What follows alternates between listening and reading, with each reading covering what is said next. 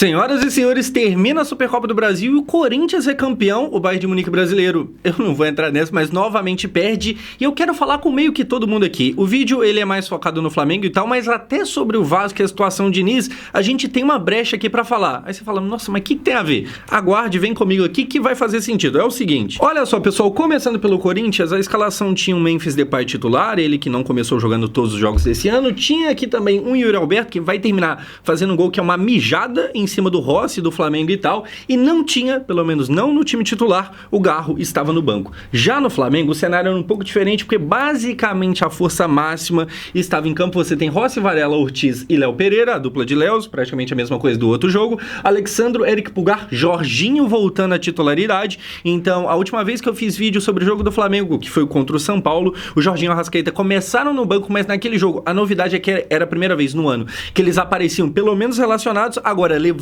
mais a sério, o Flamengo finalmente começando de fato a temporada, tem Jorginho e Arrascaeta no time titular. E isso não adianta muita coisa, não. Olha só, Plata, Carrascal e Pedro sendo mantido aqui na titularidade. E o Pedro aqui é uma questão porque ele deu aquela assistência maravilhosa, mas o jogo dele, como um todo, não foi bom. Se você isolar a assistência do resto, o Pedro jogou bem mal. Hoje eu acho que ele repete uma atuação muito fraca, só que você falar de um jogador em específico quando todo mundo foi mal é meio complicado. E aí a gente tem que comentar do Flamengo. Qual é que é a situação? Porque a expectativa é aquela parada de voar, de dominar o Brasil, de estamos muito acima, e eu acho que financeiramente falando, eles realmente estão, porque, por exemplo, esse aqui era a força máxima, por enquanto, porque no banco, se no último jogo a novidade no banco era a volta de Arrascaeta e Jorginho, a novidade agora era a chegada, também um retorno, porém de Lucas Paquetá direto para a Europa, direto da Europa. E aqui é muito louco, cara, porque se ele faz aquele gol que ele teve a oportunidade no final, seria escalado a craque, meu Deus do céu, tem que pegar a camisa 10 da seleção brasileira. Quando ele perde, vai ter muita gente chamando de bagre e falando que foi, cara, aquela coisa toda. Mas o que mais me espanta, e hoje a gente tá aqui para de novo falar de um fracasso do Flamengo, da outra vez foi uma derrota no Campeonato Brasileiro para um São Paulo em muita crise e tal, pá, só que aquilo era um fracasso muito mais ok, é um jogo perdido, e agora também é um jogo perdido, mas é um jogo que tem um peso de campeonato, apesar de não ser o maior deles, mas enfim, é mais uma vez essa quebra de expectativa do que se imagina pro Flamengo, e aí o que de fato tem acontecido.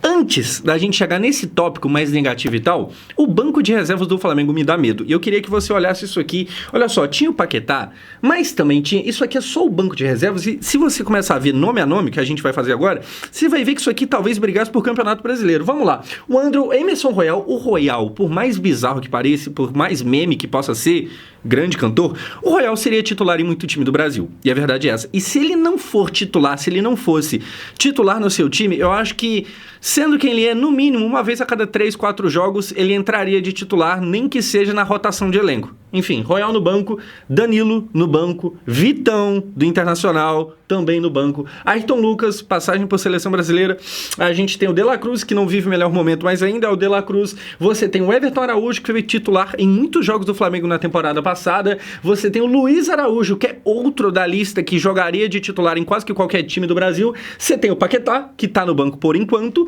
você tem Everton Cebolinha, comprado por 16 milhões de euros, você tem Samuel Lino, comprado por 22 milhões de euros, e você tem Bruno Henrique. Isso aqui é assustador, cara. Isso aqui é bizarro. Isso aqui é muito melhor do que muito time titular por aí. E mesmo assim, o Flamengo perde. Mas assim, eu acho que existe um desencontro, e daqui a pouco eu falo do Flamengo jogando bola, mas existe um desencontro da expectativa / realidade, é que o poder do Flamengo já é realmente muito descolado dos outros. Eu acho até que do Palmeiras. O Palmeiras, ano passado, ele teve um ano atípico, porque normalmente o Abel até entrega resultado. Mas o time nem é lá aquela coisa maravilhosa. Não dá pra falar que o Palmeiras é ruim. Nunca foi. Mas não compara com o Flamengo. Ano passado, o Palmeiras teve um ano meio fora da curva, gastou dinheiro realmente, então trouxe Andrés, trouxe o Vitor Roque. Esse ano trouxe o Marlon Freitas e apostou uns moleque novo, enquanto isso o Flamengo tem isso aqui. Então assim, o poderio do Flamengo, a projeção que você pode ter, realmente é algo muito foda. Porém, a realidade brasileira, o resultado dentro de campo, não é isso tudo não. Então se o elenco é muito descolado, o poder financeiro é, o resultado, por enquanto, não é não. Se Deus quiser, nunca vai ser. Mas vamos falar de bola rolando, como é que começa? Começa com Yuri jogando uma bola pro Memphis aos quase 1 minuto, ou seja, no comecinho do jogo, o Memphis fura essa bola aqui, leva perigo, mas não leva tanto assim, porque ele furou. Se pega aqui, provavelmente era gol, não pegou. Enfim, era um Corinthians que se imaginava que ele ia começar atrás, porque o Flamengo era o favorito, porque era, ele começa, pelo menos no primeiro lance, tendo ali uma boa chance, porém depois, o que a gente vai ter aproximadamente aos 15 para 20 minutos ali, a gente tem o Bidu salvando uma bola praticamente aqui em cima da linha, depois um bate-rebate, essa bola vem parar por defesa do Hugo Souza, e aí o Flamengo começa a aparecer. Se o Corinthians, ele teve ali no começo esse lance que levou um certo perigo, se o Memphis tivesse pegado, se começa bem o Corinthians, depois a gente chega a ter 5-0 de finalizações pro Flamengo. 0 porque o Corinthians, o Depay furou, então não conta apesar de ter levado perigo. Enfim, o Flamengo passa a dominar o jogo, que era o que é esperado disso acontecer, né? Se exige mais do Flamengo e tal, e aqui ele pelo menos chegava e tal, teve essa chance, o Bidu conseguiu evitar o gol aí. Depois, cara, o que a gente vai ter? O gol do Corinthians, Gabriel Paulista, que era novidade entre os titulares. Olha só o que acontece aqui. Escanteio curto, que eu e quase todo mundo não gosta, mas aqui deu certo. O Mateuzinho vem com a bola, o Corinthians foi tocando ela, cruzou na área, um zagueiro, Gustavo Henrique, para outro zagueiro, Gabriel Paulista, gol. E aqui, sai na frente. E aqui é o escanteio curto funcionando. Mas mais importante do que o escanteio curto, que aparentemente foi muito bem treinado e tal, cara, o Corinthians, ele aos trancos e barrancos, ele chega no gol. Então, se o Flamengo ele tinha mais a qualidade para trocar passes com a bola no chão, aquela coisa toda, o resultado, seja bonito ou não o gol, é do Corinthians. E eu acho que isso aqui é muito a cara do trabalho do Dorival. E aqui eu vou chegar no que eu tinha falado do Vasco, a gente vai começar a falar aqui agora, que é o seguinte, os times do Dorival, mesmo quando ganham, mesmo quando são até campeões, muitas das vezes eles nem jogam tão bonito assim não, tá ligado? Diferente do Diniz, por exemplo, não é aquele futebol vistoso, aquela coisa, nossa, que time impressionante. Dito isso, gol e título. Enfim, 1-0 aqui, uma jogada de zagueiros, totalmente de zagueiros, e o Gustavo Henrique de cabeça monstruoso, meu Deus do céu, parece que ninguém ganha dele. Gabriel Paulista, colocado de titular pelo Dorival, faz o gol aqui, 1-0. E aí depois o que a gente vai ter? O Memphis perdendo uma chance que, se o Flamengo vir esse jogo, ia ficar muito feio para ele, mas não vai ficar feio porque o Flamengo não virou. Porque, olha só, o Breno Bidon, que colocou o Corinthians nessa final hoje contra o Flamengo, fazendo aquele lance lá contra o Cauã do Vasco, enfim, o Breno Bidon vê o Memphis lá, que chuta de primeira por uma boa defesa do Rossi, mas para mim é mais demérito do camisa 10 corintiano do que mérito do camisa 1 do Flamengo. O Memphis perde uma chance clara. E aí a gente poderia bater aqui na tecla de que o Memphis não fez uma boa partida, ele teve tempo para farmar a aura, derrubando o Léo Pereira e fazendo, assim, mas não fez uma boa partida. Porém, eu acho que o destaque aqui maior nem é, tipo assim, a defesa de um, a perdida de gol de outro. Eu acho que o ponto aqui é o Corinthians achando uma baita chance. Porque, cara, durante quase que o jogo inteiro, o Flamengo dominou. O Flamengo, se você olhasse pra partida assim, saber quanto estava o placar, a impressão é que o Flamengo era superior, mas as chances melhores mesmos, as que mais levavam perigo, Corinthians. Isso aqui, o Flamengo, por exemplo, não teve uma chance tão clara quanto essa no primeiro tempo. O Corinthians já teve depois de fazer o gol. Enfim, aqui perde, mas isso mostra que, por mais que seja a base de contra-ataque, de escanteio curto, de não sei o que for, o Corinthians chega. Aqui foi um baita de um contra-ataque. E aí, dessa forma, depois de perder esse gol aqui, termina o primeiro tempo 1-0 para o time do Corinthians. A gente tem uma questão aqui que vai ter que ser falado, que é daqui a pouco o cartão vermelho, porque vai para o intervalo e não tinha cartão, até porque parece que não tinha imagem lá da cotovelada do Carrascal no Breno Bidon, mas vai para o intervalo. E como é que vai para o intervalo? Com um 58% de posse de bola para o Flamengo, normal, o Flamengo toca mais a bola, o Flamengo é um time que é melhor e tem essa confiança de ser melhor, mas não adianta ser melhor se você perde o jogo, né? Então tem mais posse de bola, tem mais finalizações também. Para ser exato, anotei aqui, 8 para o Flamengo, 5 para o Corinthians, e aí eu vou qualificar agora, das 8 do Flamengo, 3 foram no gol. Ou foram gol, ou exigindo defesa. No caso, tudo defesa, porque o Flamengo não fez gol. Do Corinthians, dá 5, é menos a quantidade, mas também 3 foram no gol, e aí defesas e um gol, né? O Corinthians tem. E aqui eu vou qualificar melhor ainda em chances claras, porque a gente tem finalizações do gol, finalizações de chances claras. O Corinthians tinha 2, uma foi gol, e a outra é essa que a gente acabou de ver, o Memphis perdendo. O Flamengo nenhuma. E por que eu tô falando esse monte de números, esse monte de coisa e tal? O Flamengo tinha um grande volume de jogo, mas era um bagulho meio, sabe, faca, como que fala quando não tá afiado? Esqueci a palavra, mas enfim, arame liso. Então cercava, ficava com a bola, tentava, mas levar perigo que é bom nada. O Flamengo tinha muito volume, mas pouca efetividade. O contrário do Corinthians. E exatamente a mesma coisa. E eu falo isso aqui pra não parecer que foi na cagada que o Corinthians ganhou, tá ligado? Exatamente do mesmo jeito que foi a final da Copa do Brasil contra o Vasco. O Vasco tinha mais a bola, o Vasco ficou muito mais com ela, o Corinthians saía uma vez ou outra tentando alguma coisa num contra-ataque, no escanteio. Deu certo lá, deu certo hoje aqui. Flamengo com mais volume, o Corinthians com mais efetividade. Enfim, vai começar o segundo tempo, mas não antes de Carrascal expulso. E assim, foi certo o Carrascal ter sido expulso no começo do segundo tempo? Cara, primeiro que sim, é muito esquisito essa parada. É a primeira vez que eu vejo, certo? A gente tem um lance, aí não tem imagem pra chegar a uma conclusão, aí vai pro intervalo, aí depois que volta que dá a expulsão, é a primeira vez que eu vejo isso. Então, se você flamenguista entrou aqui pra saber o que eu acho e tal, pra ser bem sincero, é bem esquisito. Eu acho que é o tipo de coisa que deveria ser evitado ao máximo, porque abre brecha pra reclamação. Dito isso, eu não acho que seja absurda a expulsão. Na verdade, eu acho que é bem sem polêmica. A polêmica é por que demorou, mas não a expulsão em si. Gente, a gente tem a imagem aqui, assim, foi uma agressão. Bateu, realmente pegou, cartão vermelho. É esquisito que tenha demorado. Eu acho que tem que ser evitado ao máximo. Isso não pode ser normalizado, essa demora toda. Eu não sei o que aconteceu, não sei se demoraram para achar uma boa câmera, porque de primeiro só tinha uma câmera de longe muito ruim, e aí depois descobriram essa aqui, que meio que tira a dúvida. Não é para acontecer isso, eu acho que não deveria. O ideal não é isso, o ideal. Mas fato é que é para vermelho. Ponto. Demoraram para mostrar, mas era para mostrar. E aí a gente entra na questão aqui, tipo assim, mas e se o Filipe Luís tivesse tirado o Carrascal, aí na volta dá o vermelho para ele, será que ele seria expulso no banco e tal? Como é que funcionaria? Não sei. Não sei. Se existia a chance do Filipe Luís ter tirado para prevenir e ele deu mole, se for assim, ele deu mole. Se não, gente, é um caso muito à parte. Vamos esperar para ver como é que funciona a regra de fato. Mas assim, é estranho. É verdade, é estranho. Agora, é um roubo? Não. Tem muita gente que eu vi falando ali que não, porque era para favorecer o Corinthians, e aí desceram pro vestiário, ele recebeu o briefing do que ele tinha que fazer, ele recebeu, tipo, ó, faz isso, faz aquilo, expulsa lá, ajuda nós e tal. Gente, tem imagem que, assim, qualquer um expulsaria nessa questão aqui, apesar de ter demorado e tal, que a discussão tá na demora e não no lance. Porque eu acho que ninguém discorda que isso aqui foi muito para vermelho. Enfim.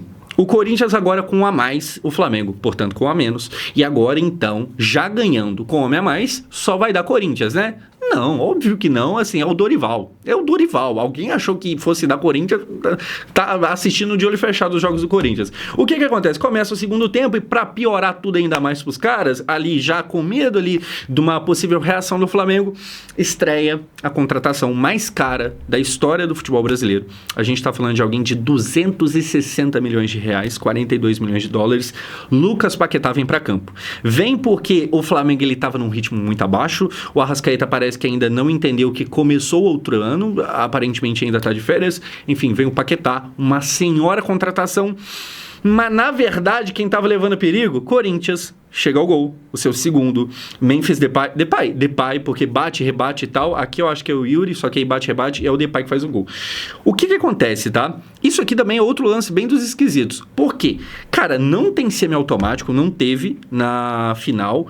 E mesmo assim, foi marcado impedimento de forma recorde, numa velocidade incrível. Então, se existe brecha para uma teoria de conspiração de, nossa, estavam querendo ali favorecer um, aqui estão favorecendo o outro. Assim, muito rápido, saiu o impedimento, sendo que olhando aqui a imagem, e é claro que não dá para confiar nessa imagem aqui, porque tem a questão da paralaxe, mas enfim, é muito rápido, saiu o impedimento, mesmo que a imagem é meio esquisita. É estranho. Quer dizer que teve algum roubo aqui? Não dá pra dizer. Mas também não forneceram a imagem pra gente entender. Ah, não, tava impedido assim, tava fácil.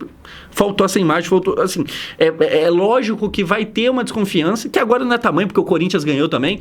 Enfim, o ponto aqui é que é estranho. E é culpa deles ser estranho. Se alguém quiser reclamar, é culpa deles que não... Esqueci a palavra. Não forneceram a imagem. O Corinthians chegou ao segundo, que não é validado. Ou seja, continua a zero. Só que se engana quem pensa que só dava Corinthians. Na verdade, o Flamengo continuava e até crescia, o que, estando agora com um a menos, fica mais estranho ainda. Mas, novamente, pra mim, normal. É o que eu espero. Principalmente sendo um time do Dorival. É isso aí mesmo. O padrão é esse. E esse é o padrão até quando dá certo. Sabe? Ah, não, mas é uma postura muito feia, muito pequena e tal. É título, mais uma vez.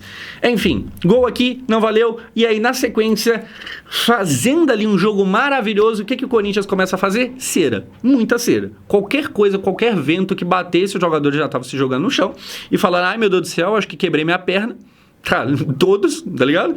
E aí, tá errado de fazer cera? Não tá, porque o Flamengo faria a mesma coisa. Muito provavelmente. Todo time, quando tá ganhando e vê que a situação tá meio adversa, porque quando você tá ganhando, você tá bem, você tá mandando no jogo, show de bola, mas aqui não era o caso.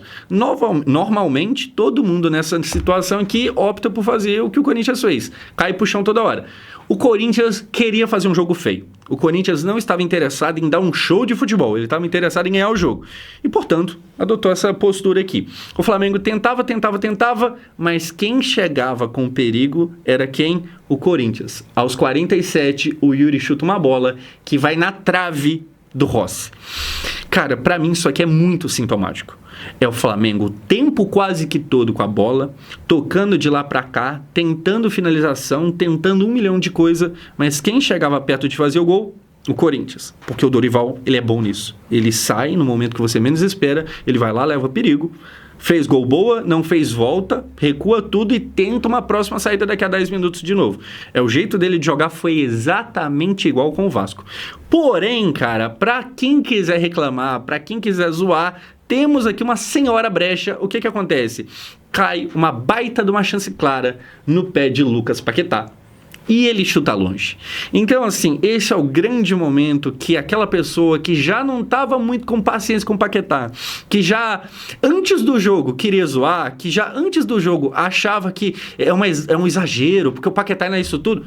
Pronto, o momento é esse. Eu nem sou dessa pessoa, você sabe que eu acho o Paquetá realmente uma contratação muito foda, mas se você tá aqui, ó, a bandeja está servida, é isso aqui. Ele perde uma chance que se faz. Vagabundo ia pedir a 10 da seleção pra ele, se perde, é piada. Enfim, perde aqui o Flamengo depois do Corinthians perder, só que aí na sequência o Corinthians vai lá e não perde de novo. O Yuri encobre o Rossi, faz um golaço, de novo é marcado impedimento, mas estava valendo. E dessa seguinte forma, o Corinthians é campeão da Supercopa do Brasil em cima do Flamengo.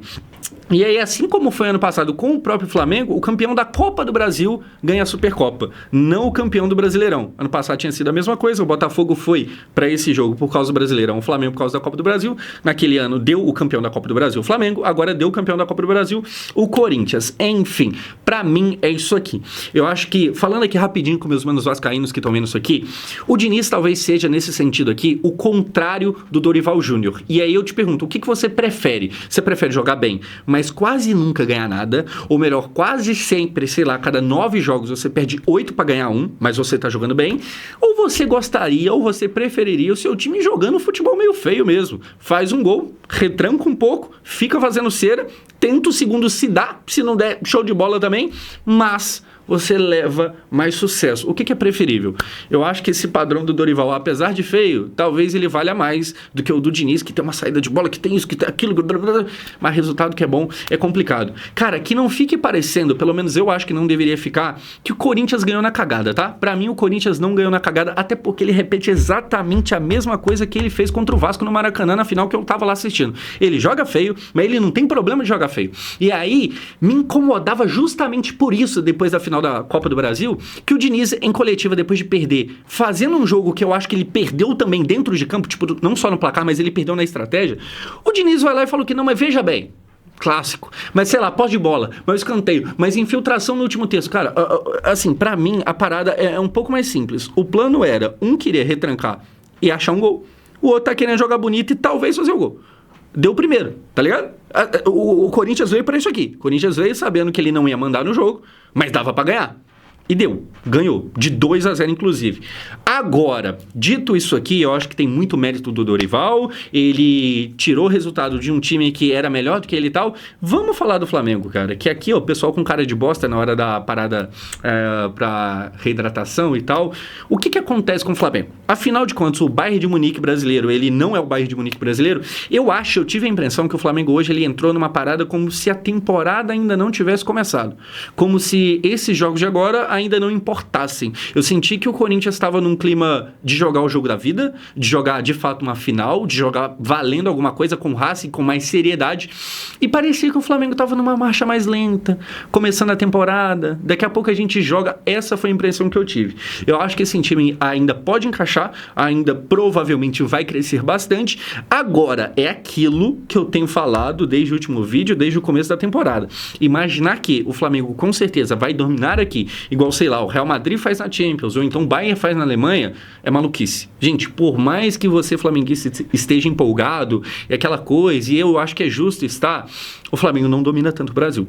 E aí, quando eu falo isso, a gente sempre volta por mão, pô, mas como é que não domina? Como é que não ganha as coisas? Sendo que já é o maior campeão de Libertadores e tal. Beleza, mas não é proporcional ao que acontece com o Bayern na Alemanha, com o Real Madrid na Champions, não é. Tá ligado? Pelo menos por enquanto não é. É normal que o Flamengo perca em lances assim, em jogos assim. Vale lembrar que a Libertadores do ano passado, que é verdade que ganhou meio no sufoco. Quase não classificou da fase de grupos para o mata-mata. No mata-mata pegou pênalti toda hora, foi para os pênaltis, ou seja, esteve muito perto da eliminação. O Flamengo, ele nunca nadou de braçada mesmo, não. É claro, exceção ali de 2019 e tal, aquele ano ali foi um ponto fora da curva. Meu Deus do céu, aquele time era, sabe, absurdo. Mas o Flamengo até ganha, mas não com essa facilidade toda, não como se ele tivesse no nível 2 e todo mundo é amador perto dele, tá ligado? Hoje, nem ganhar não ganha. Acho que é normal você perder jogos aqui e ali.